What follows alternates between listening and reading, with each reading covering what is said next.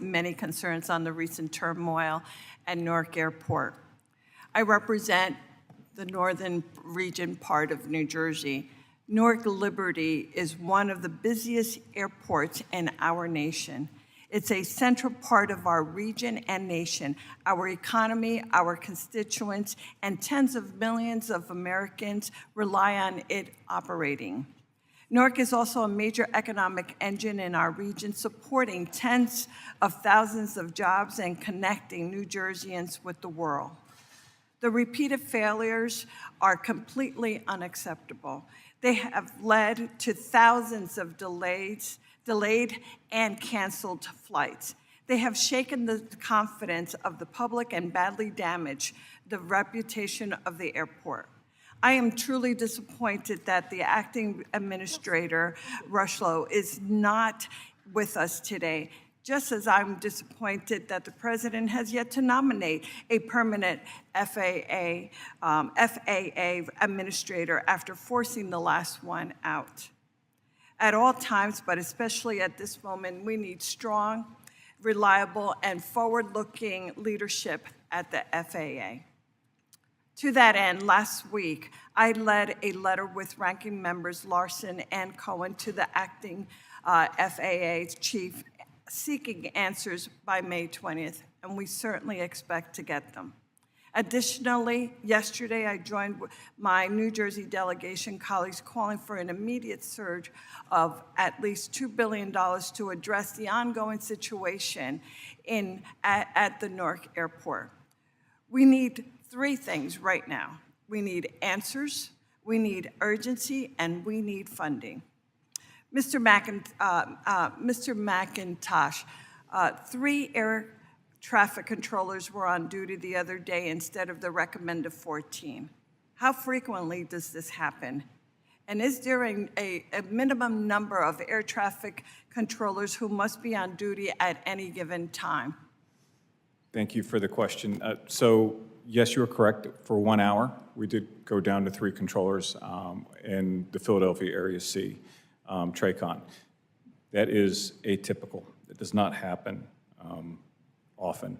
As far as how many controllers do you need, we've worked on mid-shifts with just 1 controller. And that is normal because traffic volume is down for a mid-shift. And we have 2 controllers to basically give each other a break. One that will come in and they'll rotate coming through. For a swing shift, that is very, very unusual, ma'am. But that's based. We had some staffing losses the day of the shift unexpectedly. So the FAA did what the FAA always does when we have a short-staffed facility or an extremely short-staffed area, which we had the night of that you're speaking to. When those kind of events occur, ma'am, the FAA will put in traffic management initiatives. In the night that you're speaking to, we put in a short ground delay program, which slowed down the traffic to ensure that a controller working one position by themselves can handle that volume and that traffic complexity safely and efficiently. Now, you realize that, and this I think it's important for us to point out, so it clearly it outlines, and if you want to talk, let's talk in clear language, what is the risk of being so understaffed? Because clearly we already have experienced a number of different incidents all throughout the country, but especially in those particular areas where it's highly utilized. So what's the risk that we have right now? And please do so quickly, because I'd like to make sure that you, if you get a chance, that I want you to try to answer as well. And do you believe that Newark Airport would be facing these issues today if FAA kept Newark within the New Jersey Tri-Con region instead of relocating it to Philadelphia? So 2 questions. The move to Philadelphia was absolutely necessary to prevent what we saw the other night. N90, the facility that owned that airspace, after over 10 years of incentives, the staffing continued to go down. And the long-term projections of that facility showed that they were going to be in really poor shape staffing-wise, where traffic management initiatives that caused extreme delays weren't just atypical, they were going to be commonplace. We did not have an adequate pipeline of controllers wanting to go to N90. We needed to move the airspace because You were our still only... understaffed in Philadelphia. You're now questioning and talking about folks not wanting to go to be in New York, but go to Philadelphia. If you were understaffed in Philadelphia, why would you expect that they would be in the position of being able to control both of those airspaces? It's only one airspace, ma'am.